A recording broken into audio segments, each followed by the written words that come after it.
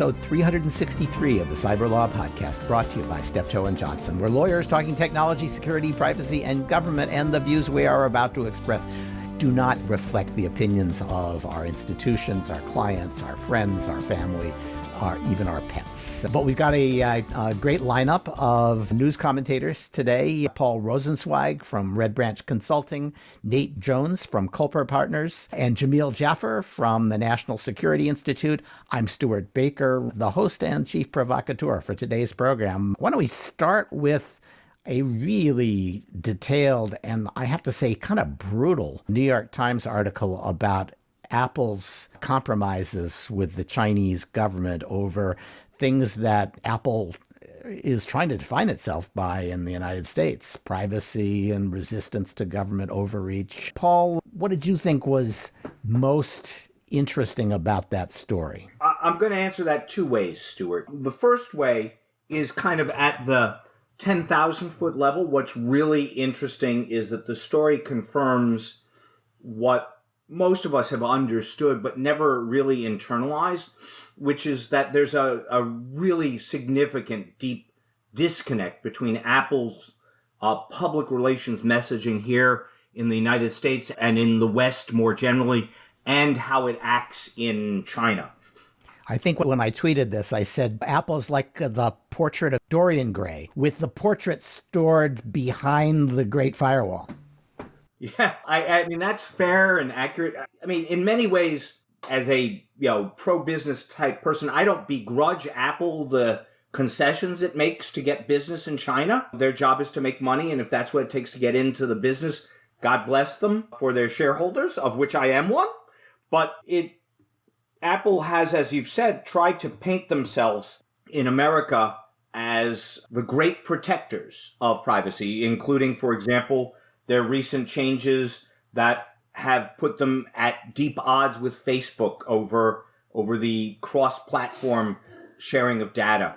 So there's a real disconnect in their messaging that's going to trouble them quite a bit if the stories that the New York Times tells get any traction in the American public. And the American public doesn't like hypocrites, really. The other thing that, coming down from the 10,000 foot to the 2,000 foot level, is how deeply they have compromised in terms of granting China access to data that they store, data localization rule. The way I read it, pretty much any Apple user in China is an open book to the Chinese government if the Chinese government wants it. And that's surprising to me. I would have thought Apple would have had at least a little bit of restriction, and it seems very much like they don't.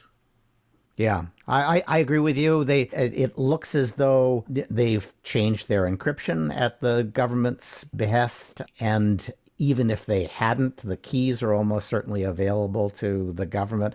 They've turned over the data to a third-party, government-owned third-party. It's a local government, but I don't think that matters as much in China as it might here. And it looks as though they did it kind of ironically so that they could get out from under an interpretation of U.S. law that they'd adopted before that, which is that they aren't allowed to share information about subscribers under U.S. law in the absence of a U.S. government subpoena. And so they had to say to the Chinese, you need to go through the MLAT process. Good luck with that with the U.S. government. And in order to say, now that rule applies to electronic communications providers.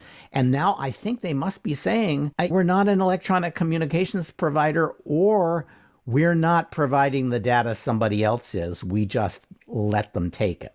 Yeah, I think it's probably the latter. I mean, I'd love to see the legal analysis that the Apple lawyers have gone through to see how they square that circle. I'm also wondering, if anybody's going to find a way to find standing to challenge that, since all the victims are Chinese. It seems, I don't know if we're going to be able to create a third-party standing rule here in the U.S. somehow. The victims are people who bought phones in China, right? And so you could go to China, buy a phone, bring it back, and sue.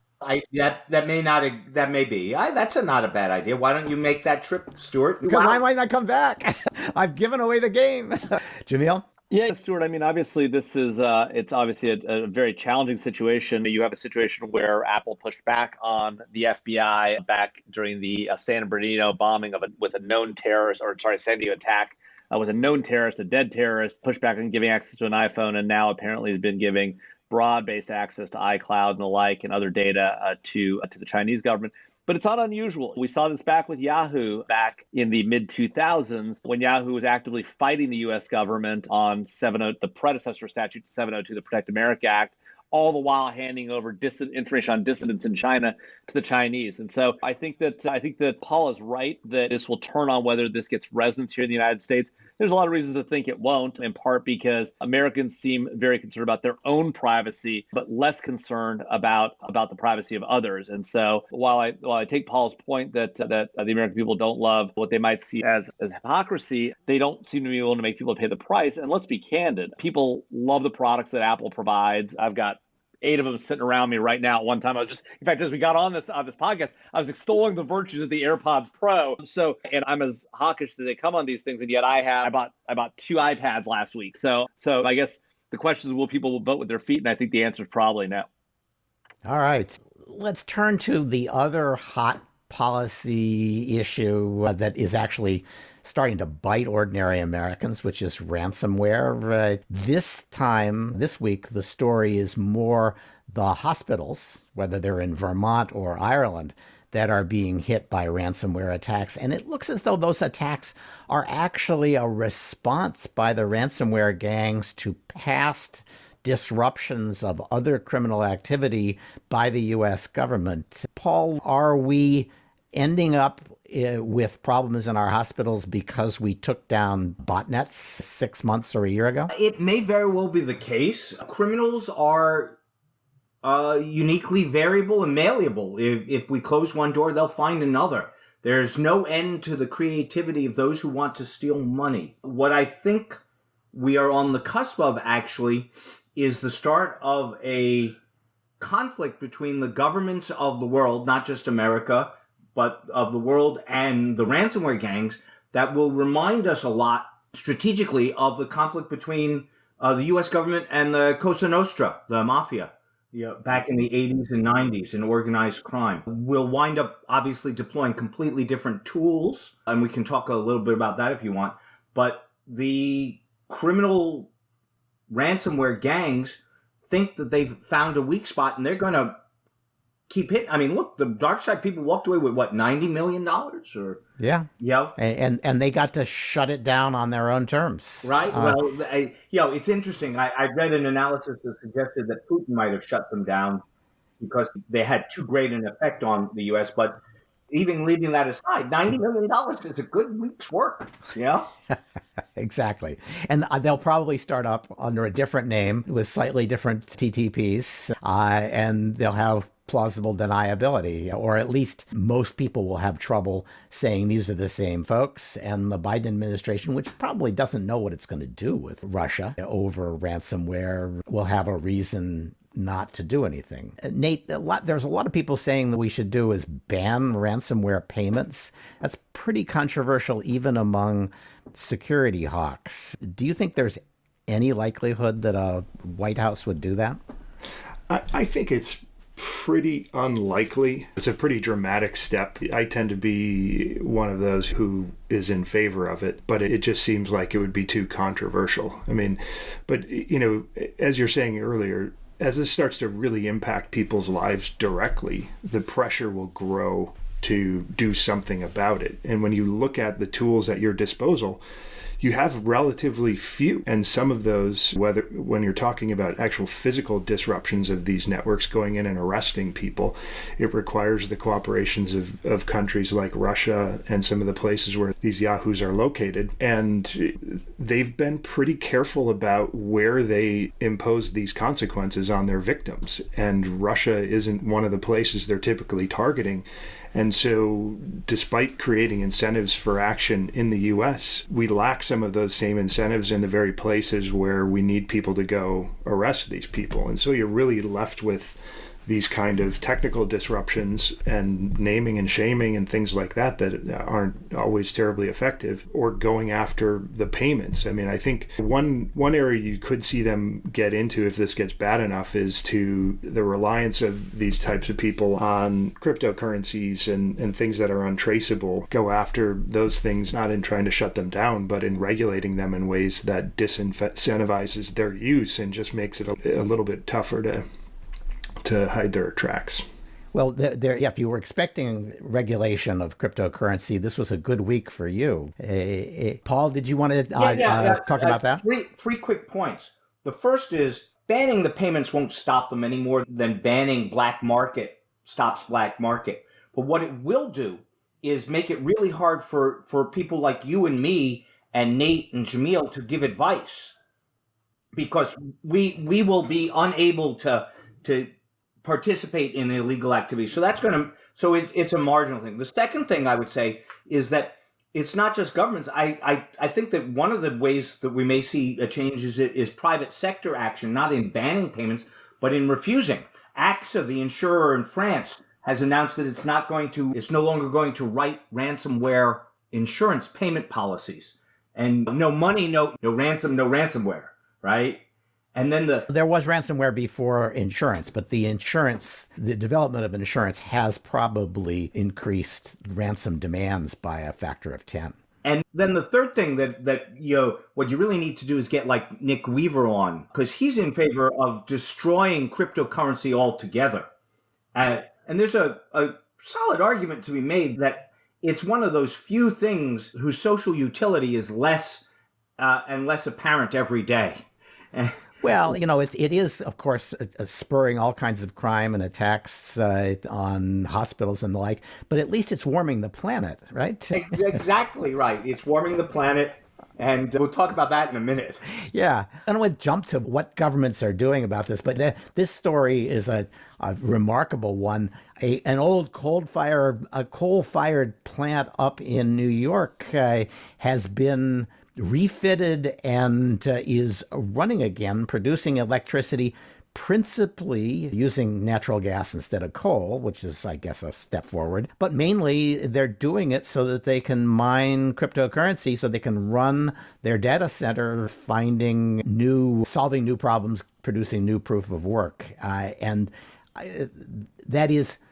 It's basically Bitcoin economy has said, proof of work is how you will establish the value of your cryptocurrency, which means they basically are paying people to run these fossil fuel power plants at high rates, and they're paying them in Bitcoin. It is really a dumb social development from the point of view of anybody but the miners. Bitcoin's energy consumption annually now matches that of Argentina. I read another study. It exceeds all the positive benefit of energy produced by solar and wind and other green technologies.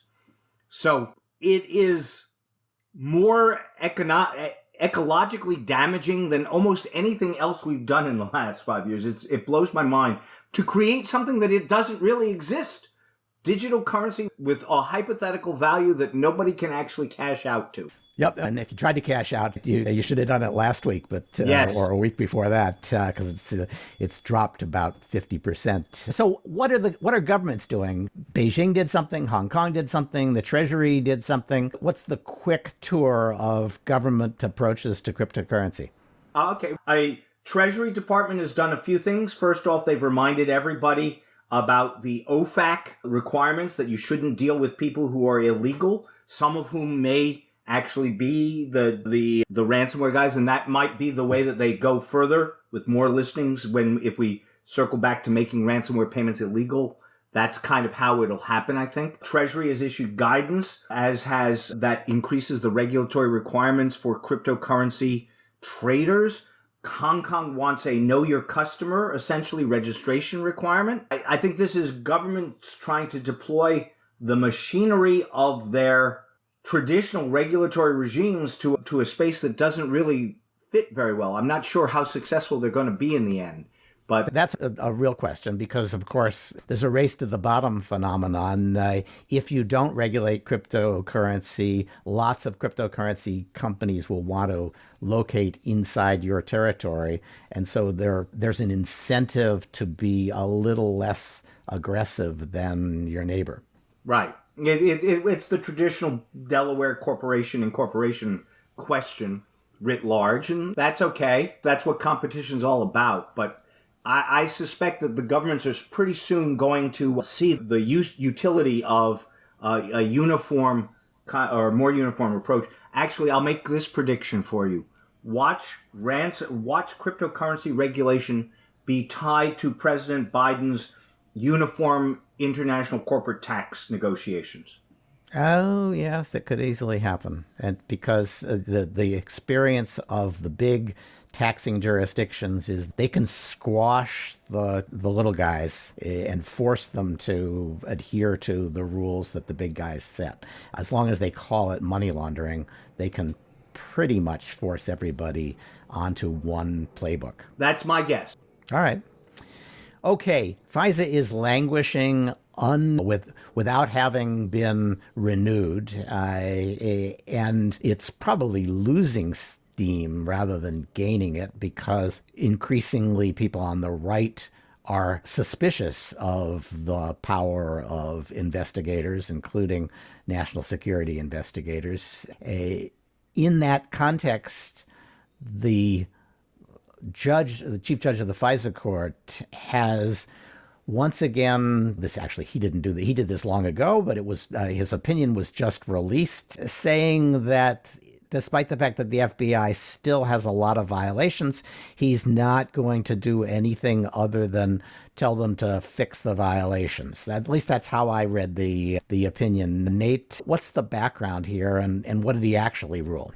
Yeah, no, I think that's a pretty fair encapsulation. They've had this long-running history of various compliance problems, querying data improperly, some improper acquisitions at times. And because of this, the FISC has been the target of criticism for repeatedly, as you said, reauthorizing this surveillance program under Section 702 of the Fisa Amendments Act. And those critics essentially are arguing that because of these repeated compliance problems, the court should be, if not thinking about it, actually rejecting these authorizations and refusing to allow the program to go forward. There was actually what I thought was a pretty thoughtful blog post on Lawfare explaining the court's decision in some of this broader context, and the thrust of it was essentially that the court in this role is more of an overseer than an overruler. And I think that's right. The court under the statute is presented with these applications and accompanying procedures on targeting, minimization, querying, and the like.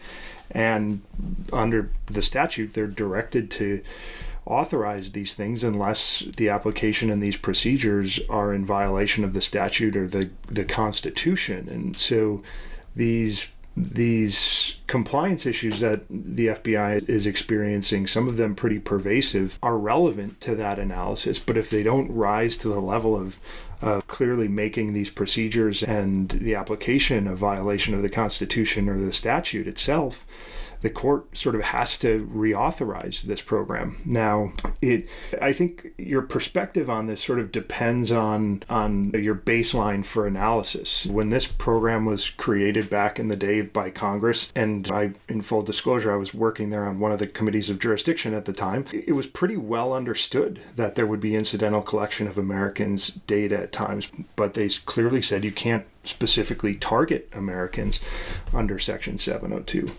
And I think they also pretty well understood the role they were giving the court in this context. And part of the reason was they looked at it from the perspective of all of this stuff being brought under FISA and requiring individual applications as being an anomaly that had resulted from mainly technological changes that were occurring around that same time, and wanting to, I think in their view, go back to a situation where they could target these people for electronic surveillance without any court oversight or approval at all. And what they got was a middle ground here, where they're allowed to target them programmatically, but with court oversight. And if you look at it from that perspective, it looks a heck of a lot better than what existed before it. But yeah, the problem is that it was a very limited grant, and so the court can, if you have individual violations of the rules, those don't fit neatly into the review the court is doing. The court is supposed to be asking, are these rules legal or not? And a rule that says don't target people, don't go looking for people without a national security reason in this database is a perfectly legal rule. And then if somebody at the FBI screws up and queries the database, what do? That was a violation of the rules, but the rules were legal. So you can't knock down the edifice because there have been violations of the rules. That's right. I mean, the court does have some power, and it's used that power in the past. It has found that some of these proposed procedures did not comply with the law and put the program on hold. And it can impose, in some cases, even consequences on individuals who appear before the court. And there was a case a couple of decades ago where the court felt like it was being misled by the Bureau and actually barred some people from appearing before it. And so it does have a role in making sure these rules are abided by and trying to keep the Bureau in line and continually telling them to go back and fix these problems and make sure they're fixed and expend the necessary resources to do it. But as you said, that does not rise to the level of actually shutting down the program entirely. So 2 points. First, that Lawfare blog post was George Kroner, who used to work at NSA. And I agree with you. It was very thoughtful and moderate and provided a perspective that is not found in the press very often. Second, it is true that the court shut down some and barred from appearing before it to some people because it found they had made misrepresentations. That is not a moment of glory for the Fisa court. That was the thing that persuaded the FBI that it had to observe with enormous strictness the wall between intelligence and law enforcement, which meant that the people who were doing law enforcement investigations of, among others, Al-Qaeda and the FBI were not allowed to go looking for the Al-Qaeda terrorists who came here to engage in the 9/11 attacks, and we didn't find them until they flew into the building. That was a remarkably aggressive action by the Fisa court, and it turned out about as bad as anything could. So I would never turn to that as an indication of how the Fisa court wisely uses the powers that it's been given. All right.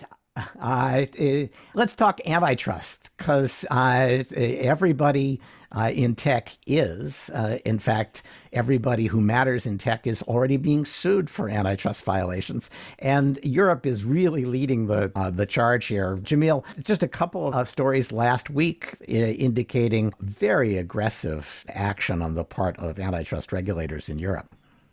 That's exactly right. Google was hit with an $123 million antitrust fine in Italy over their auto application keeping out an app called JuicePass made by a company called NLX Italia. Amazon is apparently going to be tested in Germany in an early test of their antitrust powers. And then we've obviously heard what's going on with respect to the Apple versus Epic antitrust trial. And what really these European cases though highlight is antitrust in Europe is being utilized as a weapon against American companies, right? We've seen this behavior by Europe before GDPR in a lot of ways. It purports to be on privacy rights, but it is used almost exclusively to go after American companies, or at least aggressively after American companies for these large turnover rents that they're seeking to extract. And you see things like the Digital Markets Act, right? Where there's a pressure by the European Commission, the European Union, to put more pressure on American companies. These are not laws that are being enforced evenly across the board, or even laws that are even purport to be enforced evenly. And what's odd about this to me, though, Stuart, is this all comes at a time, right? All this antitrust action, all this privacy-related focus on American companies, all these sort of market manipulating efforts by the European Union against the U.S. at a time when the U.S. and Europe should actually be joining hands to deal with the real China problem. And I mean, the reality is that the real threat to all of us in our economies is not one another.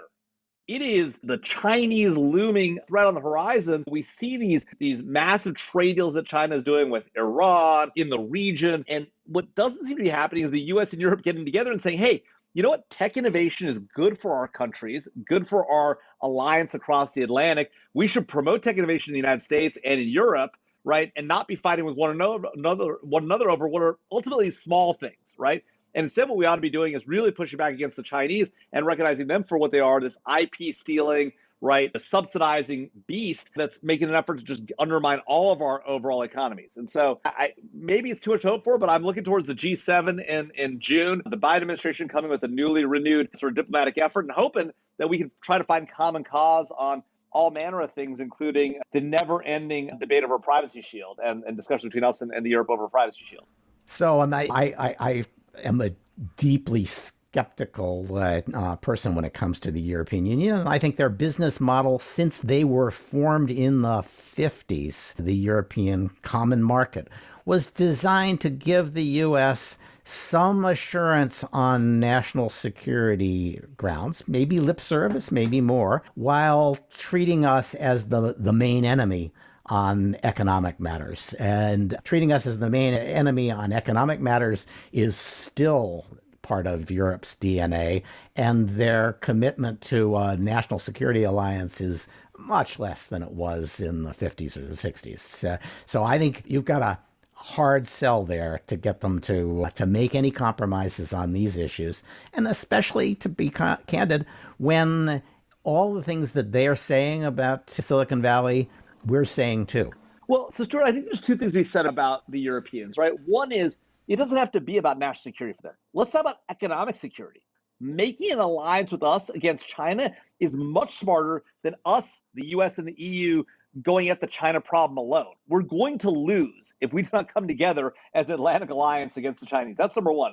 So about economic security. Number two, let's talk about values. I mean, we share, whatever you might think about what our tech companies do or what their tech companies don't do and why they're using these laws against us, right? The reality is we share a lot more in values than we're ever going to share with the Chinese, whether it's on human rights, right? The Uyghurs, right? Free expression. I mean, Hong Kong, you name it. We share a lot more values than they do between us all across the Atlantic than we do with the Chinese. And yet, it seems crazy to be going about these small ball. Who cares about small ball antitrust? We've got this massive economic and value juggernaut on the horizon. I mean, call me crazy, but the U.S. and the EU and our other allies, the Brits, need to come together. I mean, this is just silly behavior to going after one another over ticky-tack nonsense. All right. I will call you crazy, but I'll let Paul do it. No, the logic of what you say is 100% true, Jamil. And Stuart and I and you have been saying that to our European friends, and they are friends in a personal way. We've been saying it to them since 2001, if not before. And we haven't made the sale yet. And so there's something over there that just doesn't get it. So they listen to their companies, and their companies are still, in Germany, the car companies are doing really well in China, and they can't afford to lose that market. I think they're in the same position that Apple is in. They cannot let that golden goose die. And so they may not like what's happening in China, but they're just going to shut up about it. That's my guess. And so they're not going to be vocal in picking these fights. Whereas they know there are real limits to what the U.S. is going to do to them over things like the Android for Autos app market. So maybe that has to change. Yeah. Maybe we got to punch back harder. PNR and 702 data and data exports is a place where their economic rules are going to endanger Americans and Europeans who are trying to find terrorists. And that's a place where I would have hoped that the Biden administration would get its act together and deliver some hard news to the Europeans about the kinds of compromises Europe's going to have to make. There's no sign that they're doing that yet. This is the first administration really since Bush that doesn't seem to care that much about keeping up the structures of counterterrorism. Although the Trump administration wasn't great about it, they coasted on fumes. This administration is out of fumes. And I don't necessarily agree with all of that, Stuart, but you make an important point there, which is in talking to Europe on this China stuff, you have to find messages that appeal to them and are going to incentivize them to act. And pushing back on antitrust, I'm just not sure is one you're going to find an open door on. I think it presumes that you think bigger is better, and I think that's just an argument that they're not going to buy. And as Stuart said, they have important industries to try to protect for themselves. And so I think, if you're going to try to motivate them, you're going to have to look elsewhere, most likely. All right. Speaking about all those First Amendment free speech values that we treasure, so Apple is going to let Parler back on the iPhone, maybe, but in a special edition where you used to be able to buy books that had been banned in Boston. Now you'll be able to read tweets that have been banned on the iPhone, but which are not banned potentially on Android. Nate, what was the deal that seemed to have been struck? When Apple and others took action against Parler, they made it very clear that they did not want they didn't want to do business with a company like Parler, which is their prerogative, if they're not going to moderate hate speech and incitement of violence and things like that. And that resulted in Parler's banishment, and now they're back, as you say, in a sanitized version of their app and the iOS store. And they've gone ahead and adjusted their moderation policies to include hate speech and incitement of violence. I think there are going to be two questions that remain here. I mean, Apple is signaling here, I think, that they were not, as some had suggested, motivated here by conservative bias. And when Parler did exactly what they asked him to, they let him back in. And the question is, for Apple, effectively, they going to moderate this type of content? How is Parler going to interpret those terms? And is it going to be good enough over time? And the second question is, what effect is this going to have on uptake in Parler's iOS app? I mean, it's clear that Parler's heart's not in it, right? As you said, they're not taking the step in the Google Play Store because there are workarounds for people, and they want the unvarnished hate speech and incitement of violence on their platform in the first place. You're editorializing there. But they do think that Apple's definition of hate speech is too constraining. Too broad. Yeah. And so for them, how appealing is this app going to be in the iOS App Store? And it's important for people to remember that Parler's stripes aren't changing because of this, right? They're going to, in every other medium, continue to operate the way they were before. And so this is a very limited change that they've managed to get some halfway decent press off of. Let me push you a little on this is their prerogative. We've just gotten through a long discussion of all of the antitrust doctrines that are all aimed at the idea that you can abuse your platform, where you are basically riding free on the fact that you have assembled customers and suppliers, and you're taking a cut from everybody, and that can be an abuse of a dominant position, deserves regulation. That's what they're doing in Italy. That's probably what they're doing in Germany. That's really what the judge is signaling in the Apple versus Epic fight.